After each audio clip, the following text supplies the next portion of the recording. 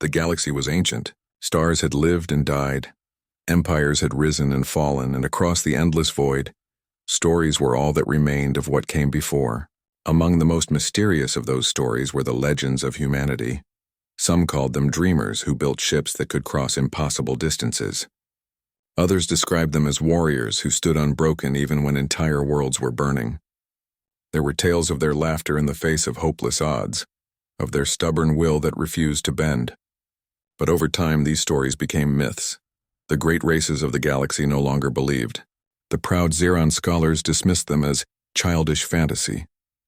The Othari priests shook their heads and said such beings had never existed at all. To them, humans were no more real than shadows told in firelight, and yet not all were so sure. There were ruins, half buried on dead worlds where strange words were etched into the stone. Old ships rusting in forgotten orbits bore symbols no one recognized. The few who studied them whispered quietly, "Perhaps the humans were real." But the galaxy is quick to forget, and quicker still to laugh at those who remember. 600 years had passed without a single human ship seen, without a single voice raised in their name. Their homeworld was gone, their colonies silent. Dust and silence, that was all that remained of Earth's children. Civilizations carried on. Wars were fought, treaties signed, trade built across the stars. The galaxy moved forward, and the memory of humanity slipped away like smoke on the wind. Yet deep in the cold void, where stars grew thin and silence pressed close, something stirred. It began as a whisper. A story told in the back rooms of space stations, in the dying gasps of traders who swore they had seen ships with square hulls and burning engines, moving where no fleet should be. Most ignored it. After all, desperate men say desperate things. But sometimes the whisper grew. A single Xeran patrol returned from the far edge of the dark rim, its captain pale and trembling. His crew spoke of shadows moving among the stars, of signals in an old tongue, harsh and beautiful. They said the ships bore colors that matched no empire, banners lost to time. The council dismissed the report. Hallucinations, they said. Madness brought by the dark. The captain was stripped of command. The whispers continued anyway. The galaxy had no patience for ghosts. It had real dangers. And soon one danger came, a threat greater than any before. The Calith swarm arrived without warning. Black as night, countless ships spilled across the stars like a plague. They did not send envoys. They did not answer hails. They consumed. Entire planets were drained to husks, their skies torn open, their seas boiled to nothing. The proud Dravari armadas met them first. They were broken in days. The Union of Worlds begged for peace, but the swarm did not listen. City after city fell. The galaxy had seen war, but never anything like this. Fear spread faster than fire. The Galactic Assembly, a hall of marble and crystal where hundreds of species debated in endless circles, fell into chaos. Leaders shouted, blamed one another, promised weapons that did not exist. For the first time in centuries, no one had an answer. Hope began to fade, and in that silence of despair, the old whispers returned. A broken freighter limped back from the dark rim. Its crew was starving, its hull shattered, but its captain had seen something. His eyes were fever bright as he spoke. They are out there. The lost ones. The humans. Their fleet waits in the shadows. The assembly laughed at him. Legends, they said. Stories for frightened children.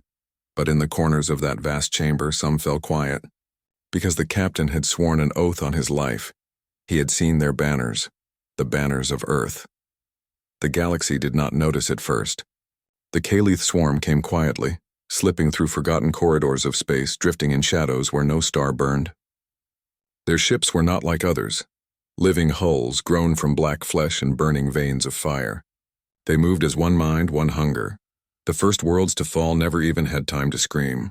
Mining colonies along the rim simply vanished. Their lights went dark, their transmissions stopped. Traders who passed near them returned with wild eyes, whispering of drifting ruins and skies filled with black shapes. But no one believed. The Assembly of Worlds argued as always. To the Dravari, it was sabotage by rivals. To the Othari, it was punishment from their gods. To the Union, it was nothing more than pirate raids. By the time the truth was known, it was too late. The swarm was everywhere. On the jewel world of Serath, billions looked up and saw the sky torn open. Ships like colossal insects descended, spitting fire, burning oceans to steam. Whole cities were drained in hours. No plea for mercy was answered, for the swarm had no language but hunger. The proud Dravari sent their war fleets. They were said to be unmatched, their ships sharp as blades, their admirals trained from childhood. They fought bravely, but against the swarm they shattered like glass. Their burning wrecks fell into Serath's seas, staining the water black. The Union of Worlds tried to negotiate. They sent envoys wrapped in golden robes, bearing gifts and treaties. The Caliph tore their ships apart and consumed them piece by piece. Panic spread. Systems fled from the assembly, abandoning alliances, locking their borders. The galaxy that had been proud and confident now trembled like a frightened child, and always the swarm moved forward. In the assembly hall, silence replaced shouting. The vast chamber of crystal domes and glowing banners now carried only fear. Entire sectors were gone, tens of billions lost. None of the great powers could stop it. The Othari priests wept. The Dravari admirals raged. The Zaran scholars muttered of extinction. Hope was slipping away, thread by thread. It was then the whispers returned.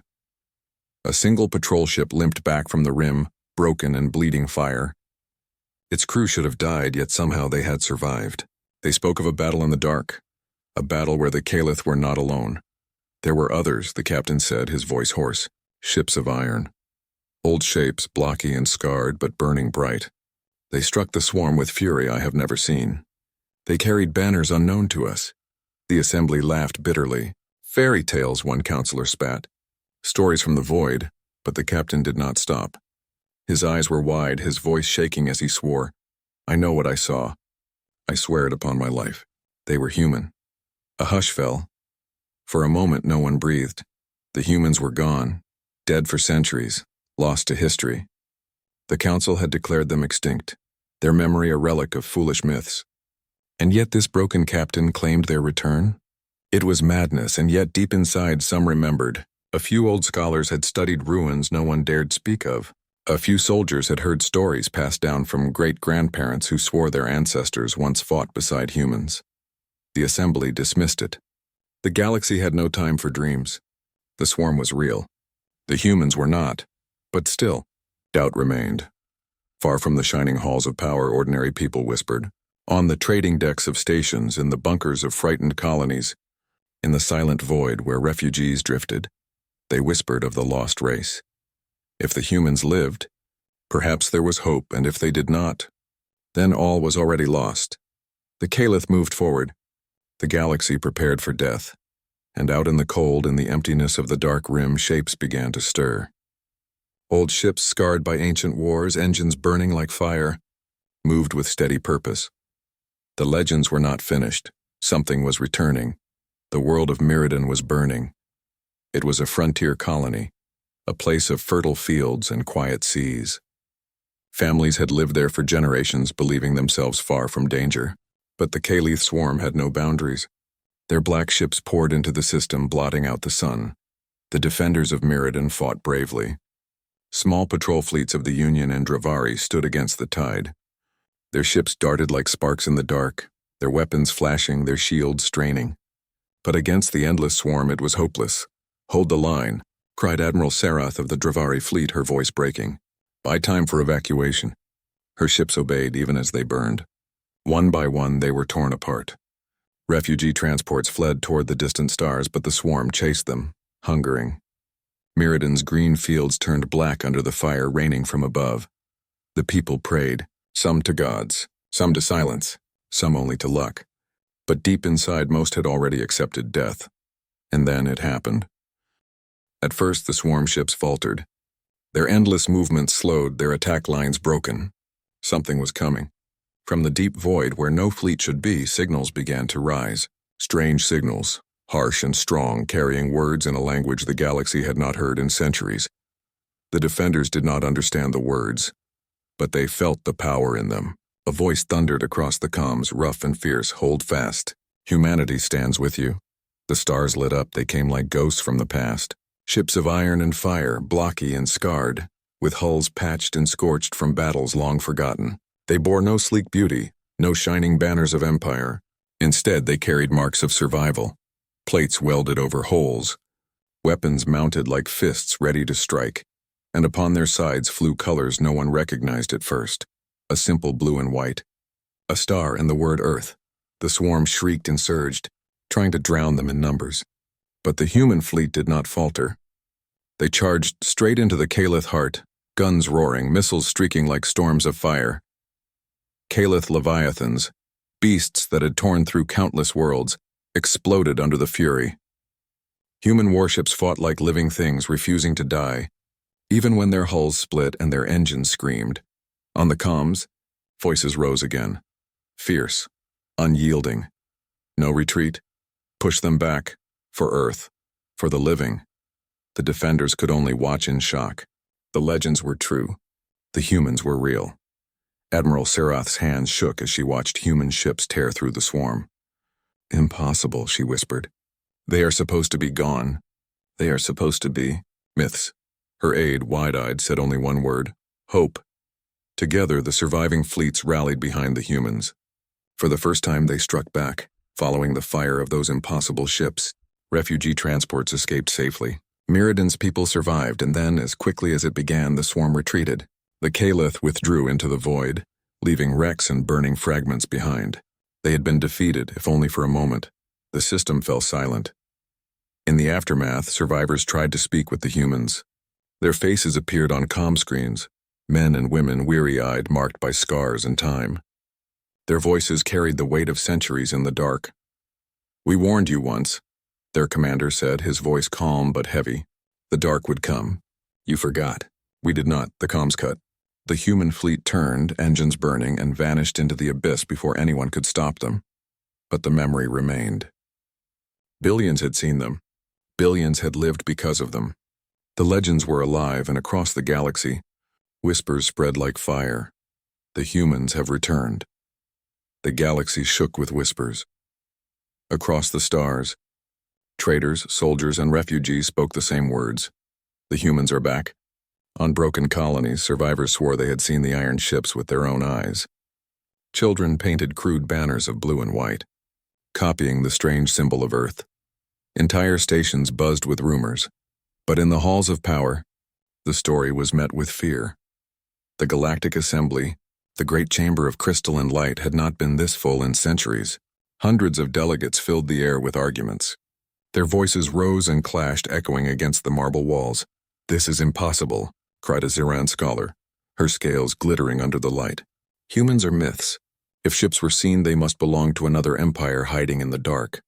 "They saved Myrddin," roared a Dravari admiral, slamming his clawed hand against the table. "Without them, that world would be ashes. I saw the reports myself. You cannot deny it." The Othari priests whispered among themselves. "If the humans live," one said softly, "then the old prophecies may be true. But are they saviors? Or destroyers?" The chamber fell into chaos again. To some, the humans were hope. To others, they were a threat more dangerous than the swarm itself. It was then the doors opened. Every voice stilled. The humans had arrived. They walked into the chamber with quiet steps. Not many, only a small group of envoys, their uniforms worn, their faces weathered. They looked like ordinary beings, not legends. Flesh and bone, eyes tired from too many battles. Yet when they stood in the center of the assembly, the silence was heavy. The leader of the delegation, a tall man with gray streaks in his hair, raised his head. His voice carried strength even though it was not loud. "We warned you once," he said, "long ago. We told you the dark would come. You forgot." "We did not." The council erupted again. "Arrogance," shouted one delegate. "They claim to know more than us." "They bring war with them," cried another. "They are our only chance," whispered a few, their voices trembling with hope. The human envoy did not flinch. His eyes scanned the sea of alien faces. "For centuries we have lived in the shadows of the rim," he said. "We fought the dark alone. We bled, we burned, we endured. While you argued, we remembered. And when the swarm came for you, we answered." There was no pride in his voice, only weight, a tired truth. Some delegates bowed their heads. Others glared, afraid of what it meant. After the humans left the chamber, the debates grew harsher. The Dravari demanded alliance. The Ziran called for caution. The Union begged to keep control of their borders. Fear of the swarm was great, but fear of humanity's return was just as sharp. They will not bow to us, one counselor said bitterly. They never did before. Why should we trust them now? But outside those glittering halls, in the broken colonies, in the refugee camps, in the stations that had seen too much death, the people did not care for politics. They remembered the voices that had thundered over the comms. Hold fast. Humanity stands with you. To them, it did not matter if humans were dangerous. What mattered was that when all others failed, it was the humans who came. In the quiet of the void, the human fleet moved again. They did not wait for the Council's blessing. Their ships were already burning toward the next battle, engines roaring against the dark. The galaxy argued. Humanity acted, and in the shadow of the swarm, war was only beginning. The swarm struck Jeraxis without warning. Jeraxis was a vital system, filled with shipyards and supply stations. If it fell, half the sector would be lost. The Assembly sent fleets from 3 empires to hold the line. Proud banners filled the void, thousands of ships forming walls of light. But when the Caliph came, they came like a storm. Endless black shapes poured out of the void. They swarmed in silence, their living ships twisting and writhing, their weapons tearing through shields as if they were paper. The combined fleets fought with all their strength, but against the tide they faltered. Within hours, their proud walls shattered. Dozens of ships exploded, burning like dying stars. Panic spread across comms. Some tried to flee, some simply screamed, and then from the darkness the humans arrived. Their fleet was smaller, scarred, and old. Their ships bore wounds from battles fought long before any other race could remember. Compared to the shining vessels of the great empires, they looked like relics. But when they opened fire, the void shook. Missiles streaked like firestorms. Cannons roared with a fury that made even the swarm hesitate. The humans did not form perfect walls or careful formations. They fought like wild creatures, darting into the heart of the enemy, tearing them apart from within. The Caliph pushed harder, seeking to drown them in sheer numbers. The humans were surrounded, their fleet outnumbered 10 to 1. The alien observers whispered in despair, "They will be destroyed. No one can survive this." But the humans did not fall back. On every comm, their voices rose. Not calm, not afraid, fierce, push them back. Don't give an inch! For Earth, for the living. Even as their ships cracked open, they fought on. When engines failed, they rammed their vessels straight into the swarm. When weapons ran dry, they turned wreckage into fire, detonating crippled ships to take the enemy with them. To the swarm, it was madness. To the galaxy, it was unthinkable. To the humans, it was survival. And slowly, impossibly, the tide began to turn. Admiral Varix of the Dravari watched from his failing command ship. His claws trembled as he saw a human destroyer, aflame from bow to stern, charge into the heart of a swarm leviathan. It exploded in blinding fire, tearing the beast apart. Why? One of his officers whispered. Why would they fight like that? Varix's voice was low, heavy with awe. Because they refused to lose. For hours the battle raged. The Caliph shrieked in fury as their endless hunger met something they had never faced before.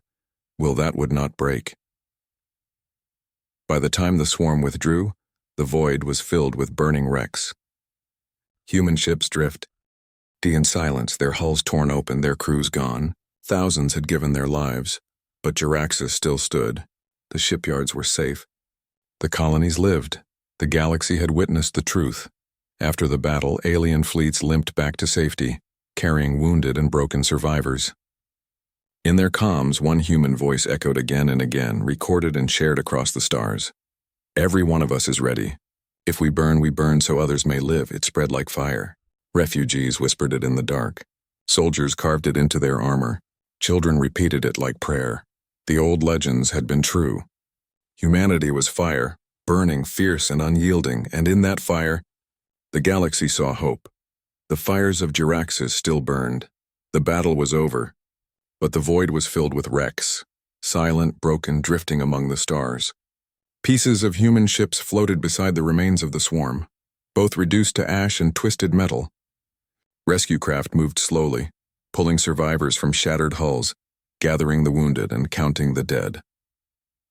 The victory had cost more than anyone had imagined. Thousands of human warriors were gone. Entire crews had given themselves to the fire. Their ships, once proud, were now grave markers in the cold darkness. The galaxy had seen bravery before. It had seen sacrifice, but this was something different. The humans had not fought for conquest or for glory. They had not fought because they believed they could win. They fought simply because someone had to. On the deck of a Dravari cruiser, Admiral Varric stood in silence watching the broken remains of a human destroyer. Its engines were gone, its hull cracked wide open, yet its final act had saved his entire fleet. He whispered almost to himself, "They burned so we could live." Nearby, his officers, who once had mocked the stories of humans, bowed their heads in respect. For the first time, they did not laugh at the legends. In refugee camps across the sector, news spread like wildfire. Children repeated the words of a human captain that had echoed across the comms. "If we burn so others may live." Those words became a song, a prayer, a promise. Refugees who had lost everything found strength in them. They whispered it to their children at night. They carved it into walls of shelters. For centuries, the galaxy had forgotten humanity. Now it could not stop remembering. In the assembly, the debates changed. The Dravari, once too proud, now demanded alliance with the humans. The Union, once cautious, now begged to fight beside them. Even the Othari priests, who had once called humans dangerous, spoke of them as chosen by fate. But not all agreed. The Ziran scholars still feared them. "Look at what they do," one argued. "They throw away lives like stones. They are reckless, dangerous. If they win this war, what will they become?" Others answered softly, "If they do not fight, none of us will live to ask that question." On a battered human flagship, Commander Elias, the same gray-haired envoy who had spoken to the council, stood with his officers. Their faces were lined with grief. They had lost friends, brothers, sisters, entire families gone to the stars. One young officer lowered his head. So many of us, gone." Elias's voice was steady, though his eyes were heavy with sorrow. "We knew the price before we returned. Every one of us. And yet we came. That is what it means to be human." His words were not loud, but they carried through the room. In that silence, no one doubted. The galaxy began to change. Alien fleets that had once hidden now moved forward. Small colonies sent what ships they could, inspired by the fire of humanity. Rivals who had sworn never to fight together now stood side by side. The Calith swarm was vast, endless. But now, for the first time, the galaxy was no longer waiting to die. They were preparing to fight. And at the heart of it all, scarred and weary, stood humanity, an old legend made real again, carrying the weight of sacrifice and the fire of hope. The edge of the galaxy was silent. No stars shone there, no planets turned, no light traveled. Only the void stretched endlessly, dark and cold.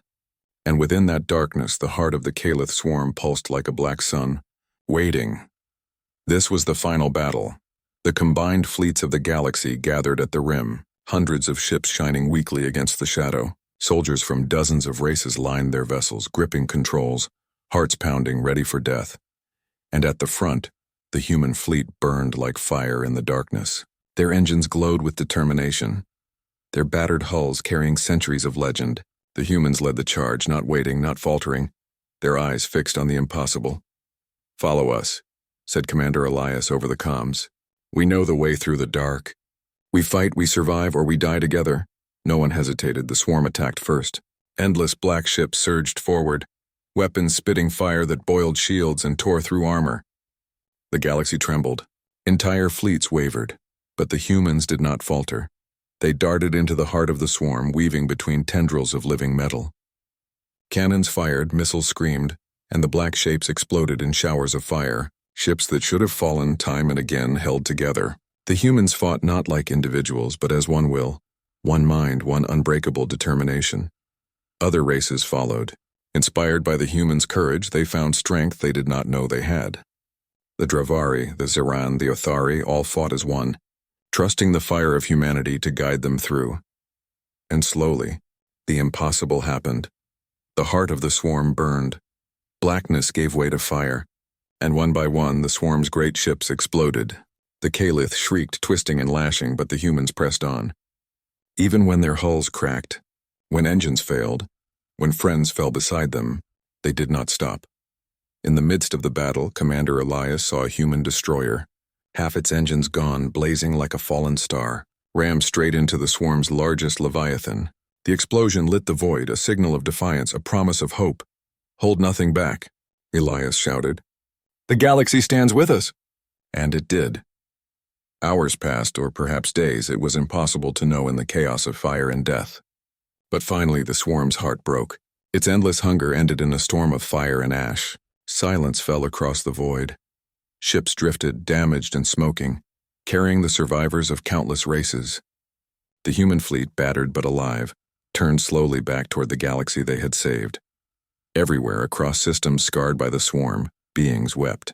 They wept for the lost, for the pain endured, but also for the miracle they had witnessed. Humans were not myths. They were not stories to frighten children. They were real. They were fire. They were courage. And they were hope. Commander Elias stood on the bridge of his flagship, looking out at the stars returning to the sky. He spoke softly, more to himself than anyone else. "We have returned from the dark, and now the galaxy knows the truth. Humanity never stops fighting, not for themselves, not for glory, for life." Across the void, other races began to cheer. Some did not understand the words, but they felt the meaning. They had seen the fire of humanity, and they would carry it with them forever. And in that moment, legends became history. The lost fleet had returned. The humans had returned, and the galaxy would never forget.